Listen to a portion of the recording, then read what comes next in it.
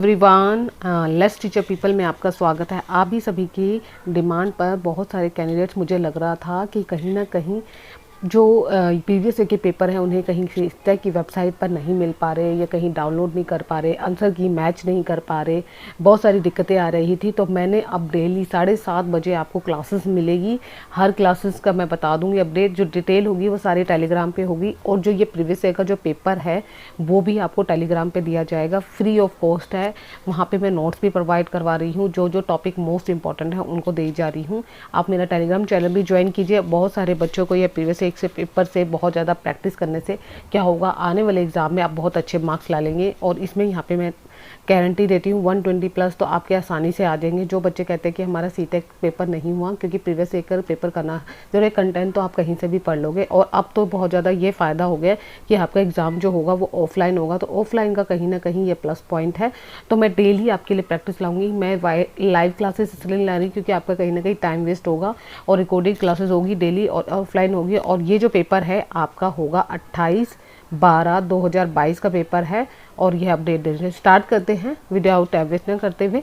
अब यह पहला प्रश्न है बाल विकास का। ठीक है, पहला प्रश्न है बचपन से वयस्कता के परिणाम काल का समय कौन सा होता है। देखिए यहाँ पे जब भी बात की जाती है वयस्कता, तो नाम से ही स्पष्ट होता है कि जब बच्चा मेच्योरिटी लेवल पर आ जाता है, जब बच्चा परिपक्व अवस्था होते आ जाता है, जिसमें बच्चा सबसे मेन पॉइंट्स क्या होता है, किशोरावस्था में बच्चा अपने जो बनाए गए नियम और कानून होते हैं वो उसके अकॉर्डिंग चलता है, पीयर ग्रुप्स में रहना पसंद करता है, माता पिता से जो उसकी सुंदरता की चाह होती है वो ज़्यादा होता है। इस उम्र में क्या कहते हैं, इसमें बच्चा 10 से 19 साल की उम्र का में होता है। इसमें बच्चा के क्या होते हैं, एक अच्छे स्वस्थ चाहता है, उसका जो दिमाग होता है, किशोर होता है, कॉग्निटिव लेवल होता है, या फिजिकली लेवल होता है, या सामाजिक सोशलाइजेशन होता है, वो कहीं ना कहीं डेवलप होने लगता है बहुत तेज़ी से, और वो पीयर ग्रुप्स में रहना ज़्यादा पसंद करता है। तो आपको पॉइंट से ही पता चल गया कि यहाँ पे किसकी बात हो रही है। यहाँ पे जो हो रही है वो किशोरावस्था की बात हो रही है।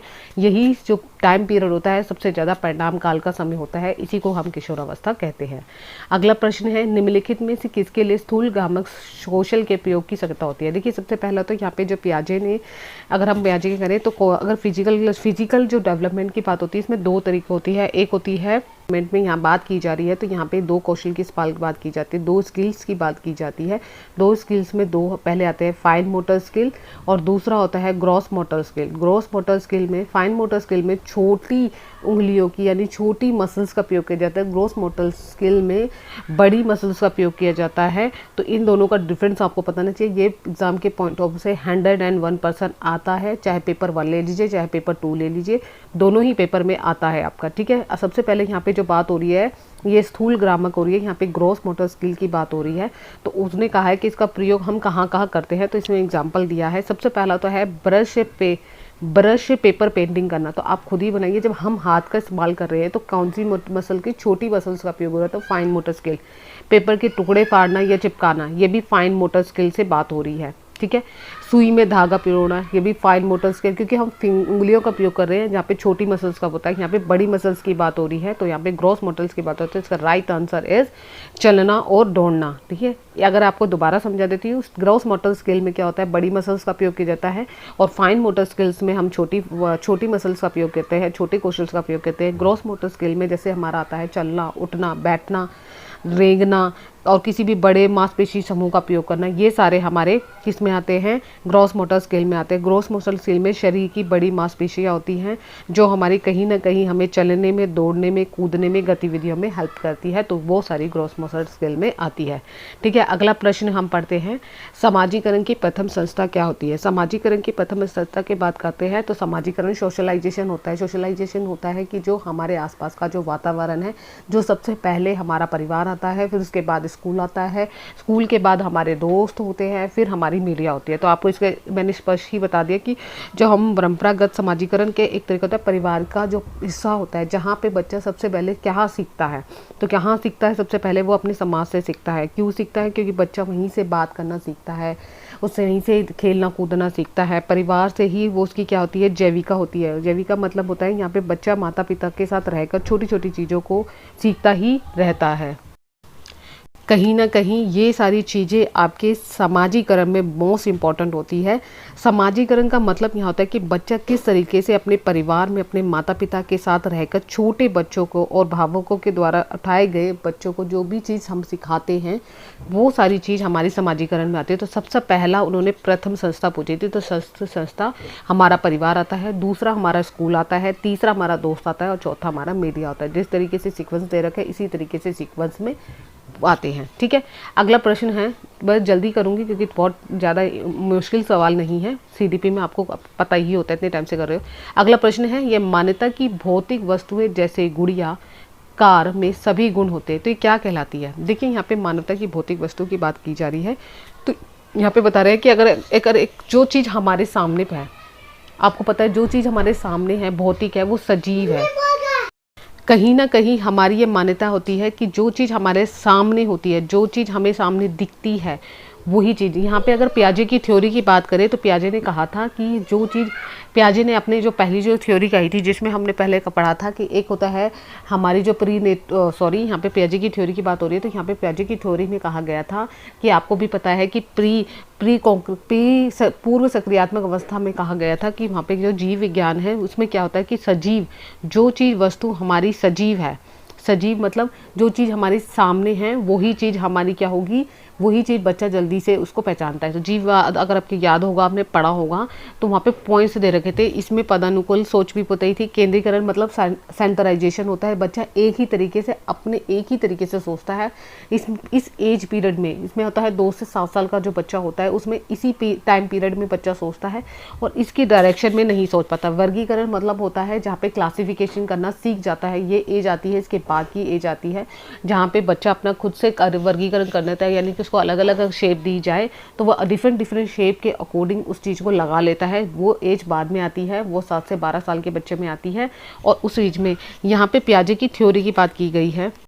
इसमें कहा गया था जीववाद का मतलब यहाँ पे इंग्लिश में मैं बता देती हूँ, एनिमिज्म होता है। एनिमिज्म का मतलब क्या होता है कि बच्चे को जो भी चीज़ उसके सामने है, जो चीज़ उसकी विशेषता ये होती है कि जो चीज़ सामने है वही चीज़ उसको दिखाई देती है। ठीक है, अब यहाँ पे मैंने आपको एक केंद्रीकरण होता है, केंद्रीकरण अहम केंद्र मतलब होता है जो भी चीज़ सजीव है जिसकी पहचान वो खुद मानवता गुण है कि जो चीज़ सामने होगी वही देखेगी। कई बार होता है, एग्जांपल यहाँ पे दिया गया था कि एक बच्चे को खिलौना दिया जाता है तो वो बच्चा क्या करता है, उस खिलौने को हम अगर उसको छुपा ले तो वो बच्चा उस चीज़ को ढूंढने लगता है, वो सजीव है। यानी इस तरीके से और एग्जाम्पल भी मैं आपको दे सकती हूँ कि बच्चे की इच्छा अनुसार जो चीज़ें होती है, जो महसूस कर सकता है, जिसको छू सकता है, जिसको पहचान सकता है, मजबूती से पकड़ सकता है अपने खिलौनों से साथ। इस एज में बहुत ज़्यादा बच्चा क्या होता है, खिलौने के साथ खेलता है, जिसमें हम कहते हैं बच्चा खिलौने से बहुत ज़्यादा बातें करता है, खिलौने के साथ देखभाल करता है, खिलौने की भावना होता है। कई बार होता है बच्चा या गुड़िया या डॉल लेते हैं, अगर वो कहते हैं कि उसको मारो तो उसको लगती है, तो ऐसे बोलते हैं। तो ये चीज़ सारी हमारी जीववाद की सोच में आता है और यही इसका राइट आंसर है। आपको डिटेल में थोड़ा सा मिलेगा क्योंकि क्वेश्चन को समझना बहुत जरूरी है, इससे आपके जो प्रीवियस ईयर के पेपर का जो कंटेंट है वो भी समझ में आएगा। अगला प्रश्न है, अभिकथन वाले क्वेश्चन बहुत ज़्यादा पूछे जाते हैं और इसको ध्यान से करना बहुत ज़रूरी है। ठीक है, इसमें क्या गया है, 4 वर्षीय विद्या लंबे और चौड़े हो गए, ये छोटे नहीं है, छोटे ये चौड़े हैं। 2 बर्तन में एक ही साल में एक ही समय में एक ही समान मात्रा में पानी डालते हुए बर्तन की ऊंचाई लंबाई एक ही समय में ध्यान नहीं रख पाती है। यानी कि वो कह रहे हैं 2 बीकर हैं, लंबे और चौड़े। ठीक है, अब यहाँ पे बात हो रही है जो जीन पियाजे के अनुसार संज्ञात्मक विकास की पूर्व सक्रियात्मक चरण में है। तो उन्होंने कहा कि ये जो उदाहरण दिया गया है, ये उदाहरण जो दिया गया है ये किस में आता है, ये जीन पियाजे के कौन सी स्टेज में आता है। अब उन्होंने बोला है कि आपको जीन पियाजे की थ्योरी पता होगी, तो यहाँ पर जो बात की जा रही है, यहाँ पर अगर ध्यान होगा तो वहाँ पे उन्होंने प्री ऑपरेशनल स्टेज में कहा था, जिसमें 2 से 7 साल का बच्चा जो होता है 2 पीकर के होते हैं। और उस सिद्धांत में पियाजे ने कहा था 2 साल की उम्र के आसपास के बच्चे की 7 साल की उम्र तक चलता है। इस टाइम पीरियड में बच्चा क्या होता है, अपनी चीज़ों के बारे में प्रतीकात्मक रूप से, संज्ञात्मक रूप से सोच नहीं पाता। क्यों? क्योंकि अगर हम 2 चीज़ों में समान पानी की बात की जा रही है, यहाँ पे भी पियाजे ने एक थ्योरी ली थी कि 2 समान बीकर रख दिए और बच्चे से कहा कि इसमें बताइए कि इसमें बराबर पानी है, तो बच्चा आसानी से बोलेगा इसमें दोनों में बराबर पानी है। उसी चीज़ की बात करिए कि 4 साल की बच्ची से हम ये पूछे 2 समान गिलास रख ले या 2 समान बर्तन रख ले, कटोरियाँ भी रख ले, अगर उसमें पानी डाले तो पानी डाल के बच्चा इतना एनालाइज नहीं कर पाएगा, इतना सोच नहीं पाएगा, क्योंकि बच्चे की सोच जो है उस चरण में अभी डेवलप पूरी तरह से नहीं हुई है जितनी है। उसने कहा कि दोनों गिलास बराबर है, इक्वल है, एक समान रखने के बावजूद भी उनकी ऊंचाई और लंबाई एक समान नहीं है, फिर भी बच्चा उस पानी को एक समान ही बताएगा। क्यों? क्योंकि जब इस एज में बच्चा जो संज्ञानात्मक विकास होता है, उसका कॉग्निशन लेवल होता है, वो कहीं ना कहीं इतना डेवलप नहीं हो पाता, क्योंकि एज के अकॉर्डिंग डेवलपमेंट होता है। उसकी सोच जो होती है पहले जैसी नहीं होती। इसका अर्थ है कि बच्चा तर्क का प्रयोग नहीं कर सकता, विचारों को रूप से भी अलग अलग तरीके से नहीं सोच सकता। तो इसका राइट आंसर अगर हम देंगे तो ये ए, और ए जो अभिकंथन कहा गया है वो आर का कारण है, यानी है, यहाँ पे है की बात हो रही है। तो यहाँ पे देखिए ऑप्शन में ध्यान से देखिए, ऑप्शन से ही पता चल जाएगा। यहाँ पे बोल रहे हैं कि ए और आर दोनों सही है और आर ए की सही व्याख्या करता है। तो इसका राइट आंसर ही आपको मैंने पहले ही बता दिया, ये है आंसर। और ए और आर दोनों ही सही है, लेकिन यहाँ व्याख्या नहीं, गलत कहा गया है। ए और आर से दोनों गलत है, ये तो ऑप्शन ही नहीं है, तीनों ऑप्शन गलत है, क्योंकि यहाँ पे मैंने आपको एक्सप्लेन कर दिया अच्छी तरह, ताकि आपको पता चले कि किस तरीके के क्वेश्चन होते हैं। ये वाला जो क्वेश्चन है अगला, ये बहुत मोस्ट इंपॉर्टेंट क्वेश्चन है और ये एग्जाम के पॉइंट ऑफ से पूछा जाता है। वो कह रहे हैं संकेतों और अन्य तरीकों द्वारा बच्चों को जरूरत पड़ने पर मदद करना किसका उदाहरण है। मोस्ट इंपॉर्टेंट है ये, ली वाइगोस्टी की थ्योरी में बताया गया था कि किस प्रकार से बच्चा जो जेडपीडी है, जब एक जेडपीडी में रहता है बच्चा, जेडपीडी की थ्योरी आपको कहीं ना कहीं समझ में आ गई होगी, जिसमें उसने जेडपीडी की बोली है, जॉन प्रॉक्सिमल डेवलपमेंट में बात की गई थी। उन्होंने कहा था जब एक बच्चा चीज़ें सिखाते हैं तो सिखाने का जो एक दायरा होता है, बच्चे ने कुछ चीज़ें खुद से सीखी होती है, कुछ चीज़ें अगर उसका अपना लेवल बढ़ाना है, मान लीजिए मैथ्स का कोई सम है, उसको अपने तरीके से पता है, लेकिन उसके कई और भी तरीके हो सकते हैं, तो उस अप लेवल में जो उसकी मोर नॉलेजेबल पर्सन होते हैं वो उसकी हेल्प करते हैं, तो उस चीज़ को हम कहते हैं पाड़ या ढांचा भी बोलते हैं, इसको पाड़ या ढांचा बोलते हैं।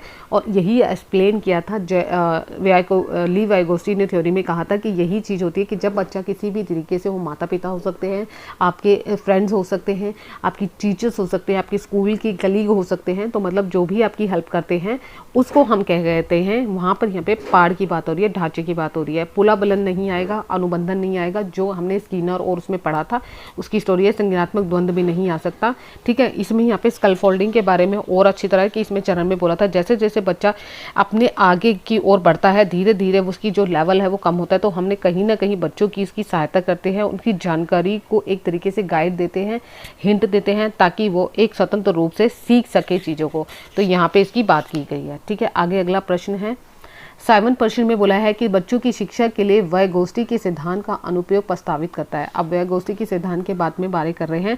वाइगोस्टी ने सिद्धांत जो दिया था, जो आपको पता ही है, उन्होंने कहा था कि बच्चा जो है क्रिया प्रस्तुत से अधिगम है, ये भी नहीं है। रटने की अधिगम प्रतिक्रिया जब भी रटना है तो अपना नेगेटिव सेंस में होता है, यहाँ क्रॉस लगा देना। निष्क्रिय अधिगम भी नहीं हो सकता, क्योंकि यहाँ पे बच्चों की क्रिया प्रस्तुत में क्या करता है कि इसमें बच्चों के अधिगम की बात नहीं कर रहे हैं। इसमें वाइगोस्टी ने कहा था कि बच्चों जो है इंटरैक्शन करे, यानी कि बच्चा जो है संयोगात्मक अधिगम का आता है, क्योंकि शिक्षा का जो ज्ञान है उसकी तलाश करता है और जो अधिक से अधिक जानकारी प्रदान करता है और उस जानकारी को स्वयं के कार्य को निर्देशित करने के लिए प्रदर्शित करता है। इसमें बच्चा क्या करता है, अक्सर माता पिता शिक्षक द्वारा दी गई जानकारी और निर्देश को समझने की कोशिश करता है और उसको प्रयोग करने की कोशिश करता है। तो इसका आंसर होगा, राइट आंसर यहाँ पे है एक संयोगात्मक अधिगम। तो इस संयोगात्मक अधिगम के बारे में बात की गई थी वाइगोस्टी ने और इसी के बारे में आंसर है। अगला क्वेश्चन है जो इंपॉर्टेंट है, मोस्ट इंपॉर्टेंट है, कोलबर्ग के नैतिक सिद्धांत के किस चरण में व्यक्ति अपने व्यवहार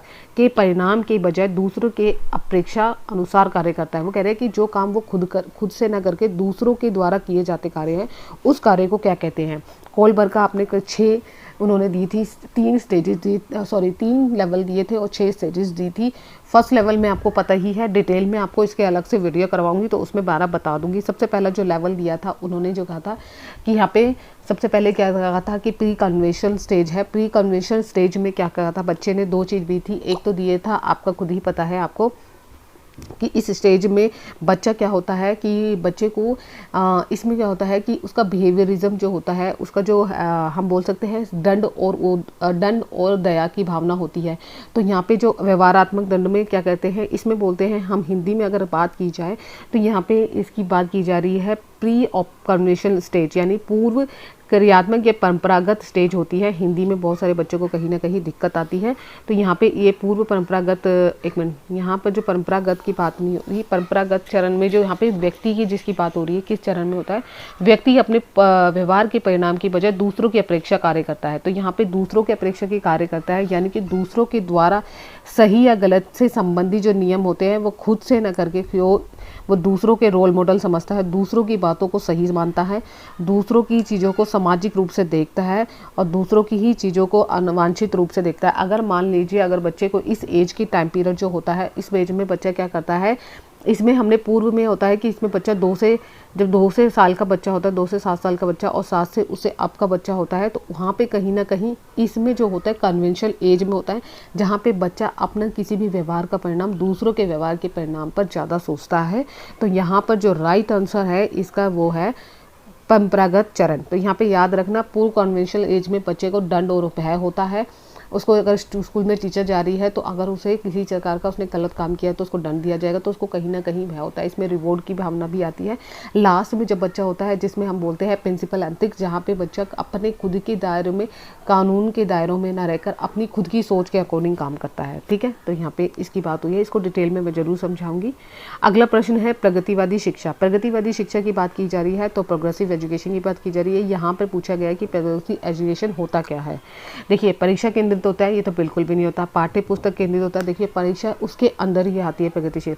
शिक्षा केंद्रित बिल्कुल नहीं होगा। जहाँ पे चाइल्ड सेंटर में जब हम बात की जाती है प्रगति शिक्षा, प्रोग्रेसिव एजुकेशन की बात की जाती है, जिसमें हम कहा जाता है कि बच्चे को सेंटर में रखकर उसके आसपास चाहे उसकी पाठ्य पुस्तक हो, चाहे उसकी परीक्षा हो, चाहे टीचर्स हो, तो होता है। तो यहाँ पे राइट आंसर इस छोटा सा ही है, विद्यार्थी केंद्रित होता है। ठीक है, अगला क्वेश्चन है, रेणु एक विद्यालय में परामर्शदाता और हार्वर्ड गार्डनर के सिद्धांत के अनुसार प्रभावित परामर्शदाता के रूप में कौन सी बुद्धि होनी चाहिए। देखिए यहाँ पे ध्यान से समझिए, हार्वर्ड गार्डनर की थ्योरी आपने पढ़ी होगी। हार्वर्ड गार्डनर की थ्योरी के बारे में बताया गया है कि किस प्रकार हार्वर्ड गार्डनर ने अपनी जो थ्योरी दी थी, उस थ्योरी में अलग अलग चीज़ें के बारे में बताया गया था और उसी चीज़ों के बारे में बताया गया है। यहाँ पे एक दो चीज़ थी, एक तो था आपको खुद ही पता है, एक होता है इंटरपर्सनल होता है। इंटरपर्सनल के बारे में जिसमें पारिवारिक अंतर्वैतिकता होती है। इंटरपर्सनल होता है जिसमें यहाँ पे बच्चा जो होता है वो दूसरों और सामाजिक संबंधों को समझने की संदर्भ में बात करता है।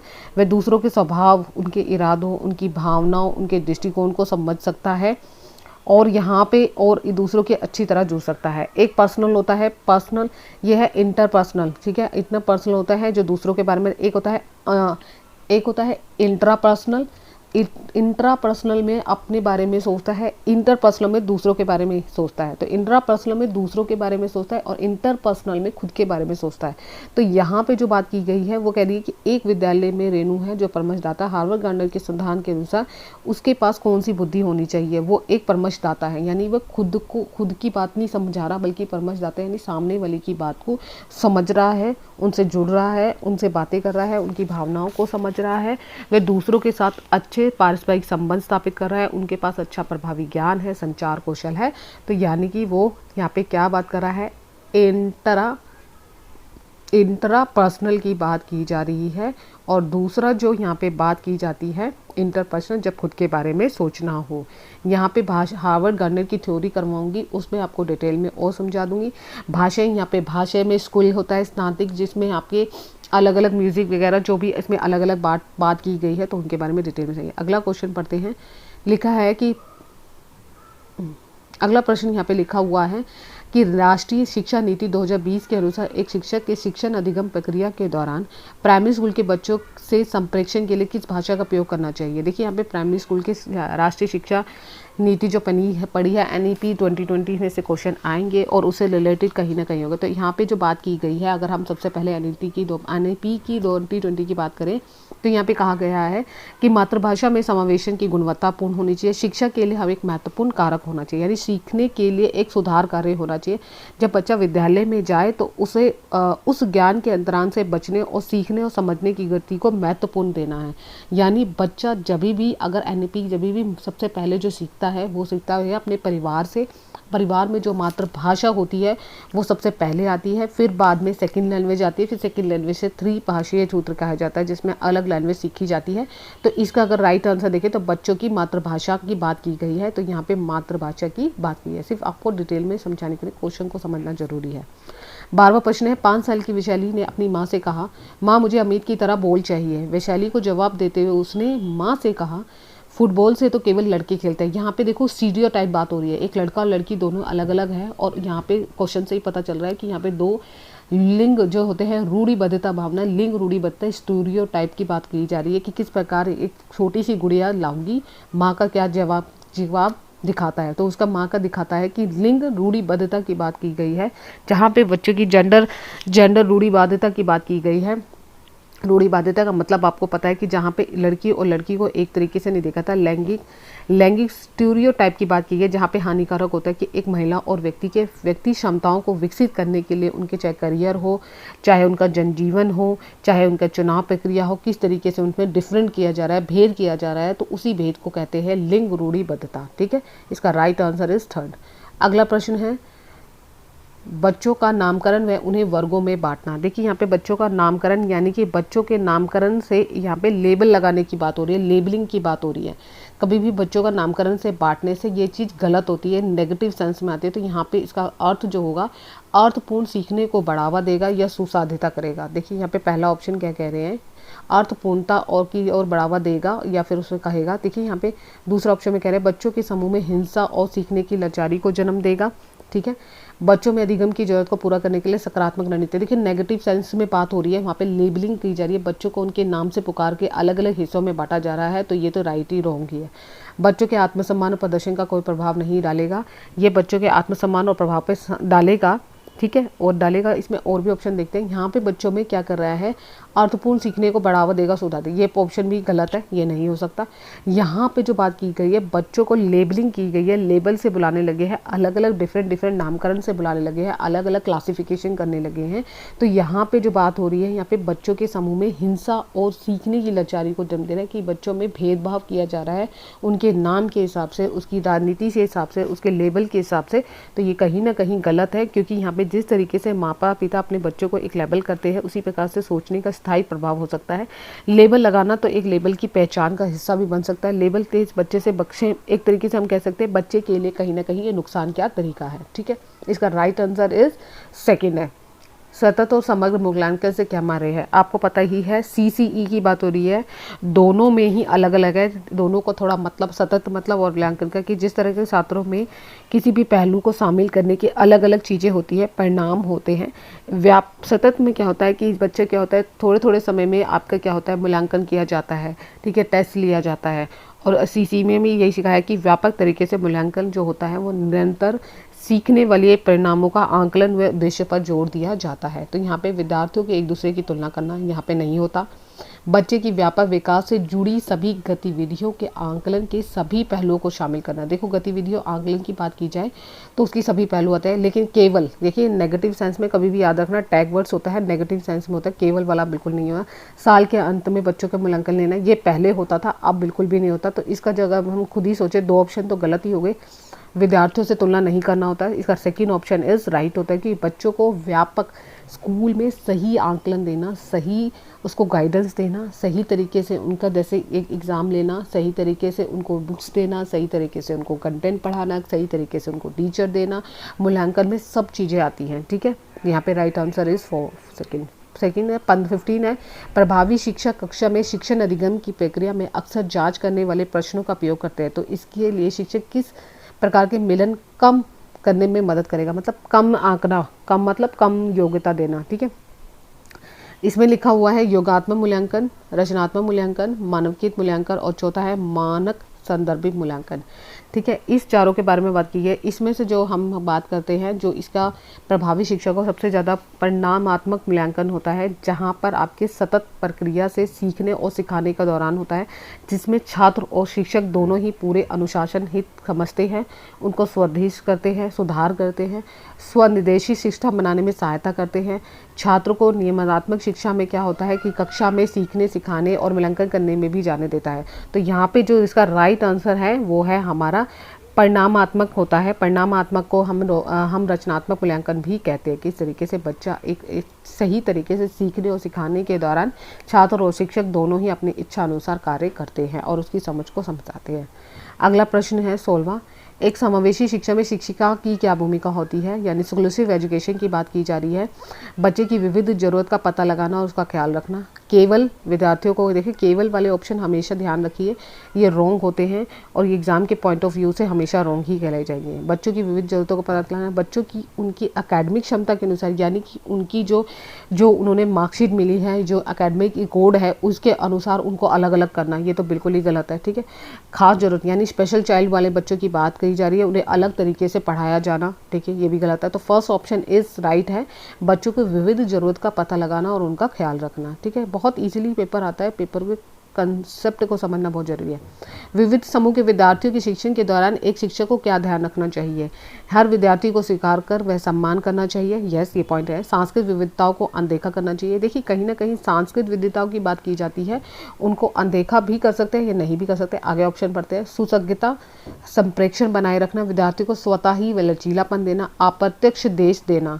अप्रत्यक्ष देश देना तो कहीं ना कहीं रॉड ऑप्शन है। फर्स्ट वाला ऑप्शन इज हर विद्यार्थी को स्वीकार करना व सम्मान देना होना चाहिए। सेकंड, सांस्कृतिक विविधता को अनदेखा करना, कहीं ना कहीं उनकी विविधता मतलब अलग अलग चीज़ों को अलग अलग बांटना गलत है। ठीक है, जातियों के आधार पर भेदभाव करना गलत है, यहाँ पे इसकी बात की जाए। समावेशी शिक्षा की अगर हम बात करें तो विविध समूह में समावेशी शिक्षा में कहीं ना कहीं हमारी शिक्षार्थी की विविध में तरीके से बांटना गलत है। छात्रों को उनकी लगातार उनकी संप्रेक्षण करना, बातचीत करना, तो इसका राइट आंसर इज हमारा जो होगा वो होगा, देखिए फर्स्ट ऑप्शन राइट है, सेकंड ऑप्शन रॉन्ग है क्योंकि सांस्कृतिक विविधता को अनदेखा नहीं किया जा सकता। और हम यहाँ पे बात करें तो विद्यार्थी को स्वतः ही और सचीलापन देना चाहिए। देखिए, यहाँ पर जो दो चीज़ इंपॉर्टेंट नहीं है वो संप्रेक्षण को बनाए रखना नहीं है और अप्रत्यक्ष तो होनी चाहिए, प्रत्यक्ष देश देना चाहिए। जो बात की जा रही है, गतिशील कक्षा होनी चाहिए, बच्चों को स्वतंत्रता लचीलापन होना चाहिए, संचार को बनाए रखना चाहिए, प्रत्येक स्वीकार करना चाहिए। तो इसको पढ़ाते समय शिक्षक को इन बातों का ध्यान में होता है। इसका राइट आंसर इज थर्ड है, जहाँ पर first option, second option, first option, third option और यहाँ पे फोर्थ ऑप्शन की बात करी है। अप्रत्यक्ष देश देना, यानी कि यहाँ पे फोर्थ ऑप्शन की, सॉरी यहाँ पे फिफ्थ ऑप्शन की बात करी है। लचीलापन भी होता है, यहाँ पे फिफ्थ ऑप्शन की शायद मिसप्रिंट हो गया है, तो यहाँ पे यहाँ पे फर्स्ट, थर्ड और यहाँ पे जो है फोर्थ भी होगा और फिफ्थ भी होगा। अप्रत्यक्ष देश देना, अप्रत्यक्ष देश देना यहाँ पे मिसप्रिंट हो गया है, तो इसको चीज़ को इग्नोर कीजिए और इसमें राइट आंसर इज आपका फोर्थ होगा, सॉरी थर्ड होगा, थर्ड में एक पॉइंट्स और आएगा। ठीक है, अगला प्रश्न है, एक विद्यार्थी जिसे दृष्टि बाधित है, जिस विशेष जरूरत के लिए एक शिक्षक को क्या करना चाहिए? देखिए, जो एक बच्चा है ब्लाइंड है, उनको उसके लिए क्या क्या चीज़ें हमें यूज़ कर सकते हैं उसके बारे में बात की। विविध उत्तरा के दृश्य, यहाँ पे मिसप्रिंट हो गया है, यहाँ पे है उत्तर के दृश्य के प्रस्तुतिकरण पर ध्यान देना चाहिए। कई बार स्पर्शनीय या हस्त सोशल सामग्री का प्रयोग करना चाहिए। देखिए, यहाँ पे देखिए साफ सीध बोले कि उनको, उन शिक्षक को उनके लिए किस किस चीज़ों का इस्तेमाल करना चाहिए, तो यहाँ पे इस्तेमाल करने की बात हो रही है। तो इसका राइट आंसर इस आपको पता ही चल गया कि कई बार देखा होगा जो ब्लाइंड बच्चे होते हैं उनके लिए एक मोटी मोटी ब्लाइंड बुक होती है जिसमें उभरे हुए होते हैं और उनको हस्तलेख का प्रयोग करना चाहिए। बहुत सी फिल्में देख नहीं सकते, संचित वर्कशीट चित्र को नहीं देनी चाहिए और उत्तरा के लिए दृश्य का प्रस्तुतिकरण नहीं होना चाहिए। यहाँ पे उत्तरा की बात जो हो रही है वहाँ पे गलत ऑप्शन हो गया है और यहाँ पे कुछ और है, यहाँ पे वर्ड मैं आपको बता देती हूँ। यहाँ पे प्रिंट, क्योंकि ये मिनट में कई बार होता है कि जल्दी जल्दी में टाइप करने के बाद क्वेश्चन में हमारा प्रिंट मिस प्रिंट हो जाता है। यहाँ पे लिखा है विविध तरह के दृश्य प्रस्तुतिकरण पर ध्यान देना चाहिए। देखिए, यहाँ पे मैंने राइट ऑप्शन आपको बता दिया क्योंकि यहाँ पे मिस प्रिंट की वजह से दिक्कत हो गई है और आपके उसके बाद यहाँ पे लिखा गया है जो राइट आंसर है इज सेकेंड है। अगला प्रश्न पढ़ते हैं, जल्दी जल्दी खत्म करना है क्योंकि टाइम। अगला है, सामाजिक अंतर्क्रिया और मौखिक संप्रेषण में मौखिक संप्रेषण चुनौती किस प्रकार विशिष्ट अभिलक्षण है? देखिए, सामाजिक इंटरेक्शन की बात की जाती है तो यहाँ पे कहीं ना कहीं आपकी जो होती हैं, यहाँ पे जो अंतर्क्रिया की बात की जाती है वहाँ पे स्वलीनता होती है, जहाँ पर बच्चा, अगर हम ASD बोलते हैं जिसमें बच्चा जो होता है किस तरीके से अभिलक्षण का पैदा करता है, आपने पठे वाक्य पता है। और यहाँ पे ASD की बात की जा रही है, ASD की जहाँ में आत्म केंद्रित सेंट्रलिज्म विकार होता है जो विकलांगता के लिए संचार और व्यवहारिक चुनौती के लिए दिया जाता है। पीड़ित बच्चों का भाषा कौशल विकसित करने के लिए कहीं ना कहीं गई बातों को समझाने में कठिनाई होती है, उसको अशाब्दिक रूप से हमें इशारों और आंखों के संपर्क और चेहरों के हाव भाव के साथ माध्यम से सिखाते हैं, तो इसका राइट आंसर स्वलीनता है। अगला प्रश्न है, शिक्षक बच्चों को विभिन्न रंगों वाली चिकनी मिट्टी देकर कहती है कि उनके मन में जो आता है वह बनाए। इसके माध्यम से वह क्या बढ़ावा देना चाहती है? वो इसके माध्यम से साफ है, अनुशासनहीनता नहीं होगी, असहयोग भी नहीं होगा, रटना भी नहीं होगा, सृजनात्मक है, क्रिएटिविटी थिंकिंग डेवलप कर रही है उसकी। ठीक है। अगला प्रश्न है, बचपन की प्रारंभिक सालों में किस तरह के विकास पर ध्यान देना चाहिए? देखिए बचपन में यहाँ पे बताया गया है कि जो साल दे जाते हैं प्रारंभिक, उसमें क्या क्या चीज़ें हमारी इंपॉर्टेंट होती है उसके पॉइंट ऑफ व्यू से बोला गया है। तो इसमें जो है शारीरिक कौशल भी होता है, सामाजिक कौशल भी होता है, संवेगात्मक कौशल भी होता है और हमारा संवेगात्मक कौशल भी होता है। ये चारों ही कौशल हमारे इंपॉर्टेंट। कहीं ना कहीं इसका जो है जो लास्ट हम अगर बात करें तो इसका थर्ड ऑप्शन है, क्योंकि अमूर्त सक्रियात्मक अवस्था की बात नहीं की गई है। यहाँ पे मूर्त सक्रियात्मक तर्क होगा तो हम बच्चा सीधा जो प्रारंभिक बच्चा होता है स्टार्टिंग में उसकी बात की गई है, मूर्त तरीके से सोचता है, जो चीज़ उसके सामने होती है वही चीज़ के बारे में सोचता है, सीखता है, काम करता है। ठीक है। तो इसका राइट आंसर इज है थर्ड ऑप्शन है। अगला है, रचनावादी कक्षा में अर्थपूर्ण तरीके से सिखाना, जो जानकारी के भंडारण व उपयोजन से होता है। अन्वेषण में अंतरक्रिया के दौरान खोज की प्रक्रिया, इनाम में सजा से प्रयोग की। देखिए थर्ड ऑप्शन तो पहले ही यहाँ पे रोंग है। इनाम में सजा के प्रयोग से नहीं बात की जाती है, इनाम में सजा के प्रयोग की गलत धारणा बात की गई है। जानकारी के भंडारण और उपयोजन से नहीं होता। इसमें क्या होता है कि रचनावादी उसे कहते हैं जहाँ पर बच्चा अपने आप से इस सिद्धांत की शिक्षा की बात है, जब बच्चा तब सीखता है या विद्यार्थी सीखता है जब अपने स्वयं के अनुभवों के द्वारा उसके सही अर्थ है। इसके कह सकते हैं शिक्षार्थी अपने अनुभवों के द्वारा अपने विचारों को समझकर दुनिया के सामने उसका सही परिणाम देता है। तो यहाँ पे अंतरक्रिया वाला प्रयोग करता है, यानी राइट आंसर इज, यहाँ पे अगर ऑप्शन देखें तो यहाँ पे राइट आंसर इज आपका सेकेंड ऑप्शन है। ठीक है।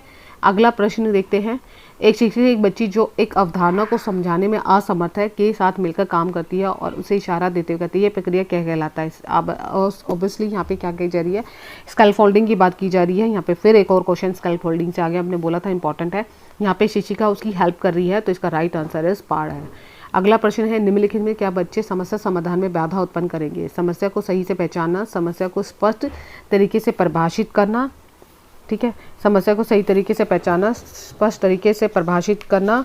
और यहाँ पे बात की जा रही है, अगला प्रश्न है, पहला सुलझाई गई मिलती जुलती समस्या के बारे में सोचना, वस्तुओं के इस्तेमाल के पारंपरिक तरीके के बाद पत्थर रहना नहीं है, यहाँ पे ऑप्शन गलत दे रखा है। तो इसका राइट ऑप्शन हम पढ़ सकते हैं कि निम्नलिखित में से बच्चे के समाधान के में बाधा उत्पन्न क्या करती है, क्या उत्पन्न करेगा? अगर हम बाधा की बात करते हैं तो आपको खुद को ही पता होगा कि बाधा क्या किस चीज़ में बात हो रही है, कि समस्या को सही तरीके से पहचानना।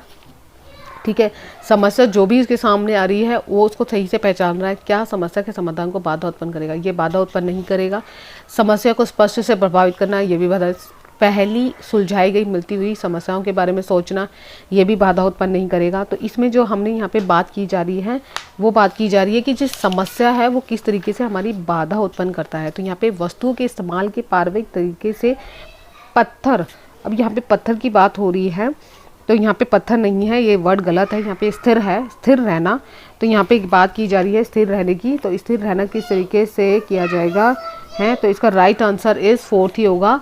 और इसका क्योंकि पत्थर नहीं है, स्थिर की बात हो रही है, यहाँ पे गलत हो गया मिसप्रिंट, यहाँ पे स्थिर है क्योंकि कई बार मिसप्रिंट हो जाता है। तो स्थिर रहना तो यहाँ पे पारंपरिक तरीके की बाधा उत्पन्न करेगा। ठीक है। अगला प्रश्न पढ़ते हैं, निम्नलिखित में से कौन सा भाव नहीं है? यहाँ पे निम्नलिखित में से कौन सा भाव नहीं है? स्मृति नहीं है, क्रोध नहीं है, प्यार नहीं है और भय नहीं है। ठीक है। भय ऑप्शन, अब इसमें आप खुद ही सोचिए कि कौन सा भाव नहीं है। स्मृति मतलब याददाश्त की बात की जा रही है कि किस तरीके से बच्चा जो है अपनी याददाश्त को कितना डेवलप करता है, किस तरीके से सोचता है और किस तरीके से बातें करता है। तो यहाँ पे किस तरीके से बातें करता है, यहाँ पे देखिए कौन सा भाव नहीं है। यहाँ पे भाव स्मृति नहीं है, क्रोध भी भाव होता है, प्यार भी होता है, भय भी आता है बच्चों में। तो स्मृति एक तरीके से याददाश्त होती है, किस तरीके से बच्चा अपनी भावनाओं को अल्पकालीन कालों के लिए अचानक हाव भाव आ जाते हैं, हाव भाव तो खुश हो जाता है, मुस्कुराने लग जाता है, खुश होता है, उदास हो जाता है, कभी आश्चर्य होता है, कभी घृणा में होता है। तो ये सारे भाव होते हैं। स्मृति हमारा राइट आंसर नहीं है यहाँ पे ऑप्शन में, तो इसका यहाँ पे राइट आंसर भाव नहीं है, वो स्मृति है। अगला प्रश्न है, प्राथमिक शिक्षा अपने विद्यार्थियों के आंतरिक अभिप्रेरणा को बढ़ावा देने के लिए क्या कर सकती है? देखिए आंतरिक मतलब इंटरनल होता है, हर विद्यार्थी की हर समय प्रशंसा करके रहना, ये इंटरनल हो सकता है। अवांछनीय व्यवहार को दंडित करना, सेकंड ऑप्शन तो वैसे ही गलत है आपका, क्योंकि वहाँ पे उसकी बात नहीं हो रही। विद्यार्थियों को स्पर्धीयता को बढ़ावा देना, ये भी गलत है। बच्चों में सीखने में आनंद की अनुभूति को प्रोत्साहित करना। देखिए ये वाला ऑप्शन और हर विद्यार्थी के हर प्रयास की प्रशंसा करना, इसमें देखिए कहीं ना कहीं आप लोग कंफ्यूज हो जाते हैं, क्योंकि यहाँ पे जो क्वेश्चन की बात की जा रही है तो यहाँ पे कहीं ना कहीं बच्चे इसलिए कंफ्यूज हो जाते हैं क्योंकि बच्चों को कहीं ना कहीं मिलता जुलता आंसर मिलता है, लेकिन एग्जैक्ट आंसर जो होता है हर विद्यार्थी के हर प्रयास की प्रशंसा करना। कई बार होता है कि हम विद्यार्थी के प्रशंसा तो करते हैं, लेकिन जो वो सीख रहा है उसकी ज़्यादा प्रशंसा करेंगे कंपेयर टू जो चीज़ हर समय प्रशंसा नहीं कर सकते। इंटरनल बच्चे को अभिप्रेरित करने के लिए उसके काम को ध्यान रखा जाता है। जैसे जैसे बच्चा अपनी विकास की क्षमता को जटिल करता जाता है वैसे वैसे बच्चे में आनंद उत्पन्न होता है और बच्चे अपने मुकाम पर पहुँचने के लिए जो भी सीखता है वह आंतरिक रूप से प्रतिफल बन जाता है या तरीके से संभाला जाता है। अगला प्रश्न है, बच्चे को समग्र शारीरिक और मानसिक स्वास्थ्य अधिगम क्या होता है? कि प्रभावित नहीं करता, बाधा डालता है, ये संबंधित होते हैं, को सुसाध्य करता है। देखिए अगर बच्चे की बात की जाए तो यहाँ पे बच्चे के हमारे क्या प्रभावित नहीं करता, ऐसा नहीं है। बच्चे का जो शारीरिक और फिजिकली और मेंटली दोनों तरीके से सुसाधित होता है और दोनों ही सुसाध्य करता है, यानी दोनों ही बच्चे की मानसिक भी, संभावनात्मक भी, सामाजिक भी, शारीरिक भी, और हम देखें तो बच्चे का देखभाल किस तरीके से है, बच्चे को वातावरण में किस तरीके से विकसित करना है, एक छात्र को दूसरे छात्र से कितना अधिक मजबूत बनाना है, विकसित करना है, ये सारी चीज़ें हमारी जो होती है एक सुसाध्य होती है। और ये शारीरिक और मानसिक दो, बच्चे का शारीरिक रूप से और मानसिक रूप से स्वस्थ रहना भी दैनिक जीवन में कहीं ना कहीं हमारे जो जितने भी हमारे तनाव होते हैं उसे निपटाने की अनुमति देता है। ठीक है, अगला प्रश्न देखते हैं। अगले प्रश्न में कह रहे हैं कि रूही को मानना है उसे ठीक से पढ़ाई नहीं की थी जिसके कारण उसके विज्ञान के अच्छे मार्क्स नहीं आए, जबकि वह विज्ञान में बहुत अच्छा प्रदर्शन करती थी। तो रूही की जगह रूही नहीं है, यहाँ रूही अपने प्रदर्शन का आरोपण किस कारक को दे रही है? तो यहाँ पे बात की जा रही है, तो यहाँ पे पारिवारिक कारक, योग्यता की कमी, कोशिश की कमी, भाग्य। देखिए यहाँ पे अगर खुद सोचो, आप खुद एक टीचर हो तो बच्चे में क्या चीज़ होनी चाहिए? रूही कह रही है कि रूही अपने प्रदर्शन का आरोपण किस प्रकार नहीं कर पा रही है। तो किस प्रकार अगर हम देखें तो रूही के अंदर कहीं ना कहीं अगर हम उसको पारिवारिक पर्यावरण ऐसा ज़रूरी भी नहीं है, क्योंकि वो तो अच्छे मार्क्स लाती थी, पहले अच्छा प्रदर्शन करती थी, तब कहीं अब नहीं आ रही। तो यानी कि वो खुद से योग्यता, कठिन भी नहीं हो सकता, खुद से कोशिश करने की कोशिश नहीं कर रही है। यहाँ पे बच्चा आत्म प्रभावित होता है। जब तक बच्चा खुद से कोशिश नहीं करेगा तो कोई भी चीज़ अगर हम पढ़ा रहे हैं, अगर मैं आपसे फॉर एग्जांपल दे दूँ, अगर मैं आपको पढ़ा रही हूँ, मेरा गाइड कर रही हूँ, मैं एक तरीके से हिंट दे रही हूँ कि किस तरीके से पढ़ना चाहिए, किस तरीके से आपको सब्जेक्ट नॉलेज है, आपके अच्छे मार्क्स आ सकते हैं। जब तक आप खुद से नहीं पढ़ेंगे तो आप में अगर रुचि नहीं होगी, आप अपने आप से प्रेरित नहीं होगे, तो आप अपने विषयों में जितने भी सीटेक के विषय होते हैं उसमें अच्छे मार्क्स लाने की कोशिश ही नहीं करोगे, तो फिर कैसे हो जाएगा? मैं तो अपना पढ़ाती जाऊँगी और आप जब वो चीज़ पढ़ोगे नहीं कि मैम ने जो समझाया हम दोबारा पढ़ ले, वही नहीं समझोगे, तो क्या होगा कि आपके अच्छे मार्क्स आएंगे नहीं। ठीक है, अगला प्रश्न है, अभिकल्पना है। एक शिक्षिका कक्षा को संवेगात्मक बनाने के लिए बच्चों के आसपास के पर्यावरण से उदाहरण शामिल करती है। तर्क दे रहा है कि सामाजिक सांस्कृतिक संदर्भ की सीखने में महत्वपूर्ण भूमिका है। देखिए इस प्रश्न में कह रहे हैं कि एक शिक्षिका अपने बच्चों को संवेगात्मक नहीं है, ये संवेदात्मक है, संवाद करना, बातचीत करना, आसपास के वातावरण के उदाहरण शामिल करती है। सामाजिक सांस्कृतिक संदर्भ को सीखने के लिए क्या है? अब यहाँ पे खुद सोचिए, अब 24 आपने सोशलाइजेशन और कल्चर के बारे में पढ़ा था, जहाँ पे हमने SCO यानी सोशलाइजेशन और कल्चर की बात की गई थी, जहाँ पे कहा गया था कि बच्चा वाइगोस्टी ने बोला था कि किस तरीके से बच्चा सांस्कृतिक रूप से अपने जीवन को बौद्धिक रूप से बनाता है। तो उसकी रचनाएं किस प्रकार करता है? बच्चा, लोग एक सांस्कृतिक रूप में रहते हैं, उसी सांस्कृतिक रूप में बचपन में बच्चा विकसित होता है, अपनी गतिविधियों और सामाजिक परिवेश में अच्छी तरीके से सीखता है, चीज़ों को समझता है, चीज़ों में समझने के बातचीत के दौरान ही चीज़ों को समझना है। तो यहाँ पे जो राइट आंसर है वो वाइगोस्टी ने दिया था, तो उनकी जो थ्योरी के बारे में बात की है, तो इसका ऑप्शन राइट होगा कि पर्यावरण में उदाहरण शामिल किया गया है। तो यहाँ पे जो ऑप्शन दिया गया है वो फर्स्ट ऑप्शन इज राइट है, उसकी सही व्याख्या है।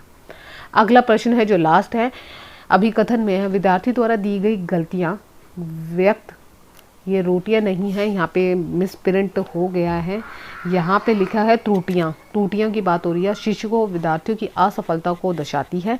तर्क, बच्चों में खुद से सोचने की क्षमता नहीं होती, ये गलत बोला है। बच्चे में खुद से सोचने की क्षमता होती है, बच्चे में खुद की सोचने की क्षमता होगी तभी बच्चा अच्छी तरह से सोच पाता है। और यहाँ पे लिखा हुआ है, उसके सीखने को सुनिश्चित करने के लिए उन्हें लगातार निर्देश देना पड़ता है। हाँ, निर्देश तो देना पड़ता है, लेकिन यहाँ पे जो फर्स्ट बोला गया है कि विद्यार्थियों द्वारा दी गई गलतियाँ व्यक्त, त्रुटियाँ और शिशु को विद्यार्थियों की असफलता को दर्शाती है। ये रोशन ही दोनों ही ऑप्शन एक तरीके से गलत है, क्योंकि कभी भी विद्यार्थी जब बात करते हैं तो वो तर्क खुद से सोचता है, तब चीज़ों को एनालाइज करता है, हम उसको गाइडेंस करते हैं तब इस तरीके। जैसे मान लीजिए बच्चा आप हो, आप कैसे सोचोगे, मैं आपको गाइड कर देती हूँ, आपको कोई भी सीट एग्जाम क्लियर करना है, मैंने बता दिया ऐसे ऐसे आपको पीएसए के पेपर पढ़ने हैं, इस तरीके से एग्जाम देना है, और आप जब तक उस चीज़ के बारे में सोचोगे नहीं, मैं निर्देश दे रही हूँ, आप उसको फॉलो नहीं करोगे तो आप कैसे, आप खुद से भी तो सोचोगे। तो विद्यार्थियों द्वारा दी गई गलतियों को, उन्होंने कहा कि विद्यार्थियों द्वारा दी गई गलतियों व त्रुटियों को शिक्षकों व विद्यार्थियों की असफलता को दर्शाती है। नहीं, ये गलत है। जब भी बच्चा, दो व्यक्ति है, दो विद्यार्थी है, आपस में टीचर और गलतियां कर रहे हैं, तो बच्चों और शिक्षकों में असफलता को नहीं दर्शाएगी। कहीं ना कहीं गलतियां का यहाँ पे रोंग है, क्योंकि हर बच्चा एक जैसा नहीं होता और हर टीचर एक जैसा होता नहीं है। तो आज की वीडियो में मैंने पेपर सिखाया, क्योंकि थोड़ा सा टाइम लग गया था, क्योंकि एक एक चीज़ को डीपली समझाना है, और अलग से क्लासेस भी चलेंगी कंटेंट वाली, जो इंपॉर्टेंट है वो भी देख सकते हैं। अगर ये वीडियो जरा सी भी आपको हेल्पफुल लगे तो प्लीज़ लाइक शेयर कीजिए उन बच्चों को, ताकि फ्री में क्लासेस चल रही है, यूट्यूब चैनल पे चलेगी और यहीं पर क्लासेस होगी और रिकॉर्डेड होगी, लाइव नहीं होगी। अगर ये वीडियो जरा सी भी हेल्पफुल लगे तो लाइक शेयर सब्सक्राइब करना ना भूलें। आपको आगे अलग से पेपर में, हर पेपर में ईवीएस का भी, मैथ्स का भी, पेडोलॉजी सेक्शन जो है आपका मैथ्स का होगा, प्लस आपका हिंदी पेडोलॉजी सेक्शन, प्लस आपके गद्यांश पद्यांश, और प्लस आपके एसएसटी के जो पेपर 2 की बात हो रही है, वहाँ पे भी क्लासेस स्टार्ट होने वाली है। तो 7:30 बजे आपको, 7:30 बजे या 8 बजे के बीच में आपको क्लास मिलेगी डेली, आप उसको देख सकते हैं। थैंक यू सो मच, मिलते हैं नेक्स्ट वीडियो में नेक्स्ट टॉपिक के साथ। Bye bye, take care.